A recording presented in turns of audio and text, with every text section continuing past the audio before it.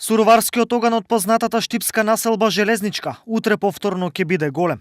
Можеби досега и најголем, зашто организацијата оваа година е подобра од сите досегашни. По повод 25 години одржавање на Суроварскиот огин, собрани сме многу народ, екипа повише младите сме организирани за огино, со помош на фирми, на приватни лица, повише донација собраме. Како и досега, одбележувањето на овој голем православен празник во Железничка ќе започне со палење на оганот и крашење на погача. Ваа традиција е оставена од старите луѓе што се жители на Железничка и сега остават на нас. Ние не кеме да се уништи традицијата, зачи сакаме да оде напред и за после нас што ќе има други да ја наследат, за да не се уништи. Од овие причини, председателот на урбаната заедница Железничка, Столе Крстов, упатува покана до сите.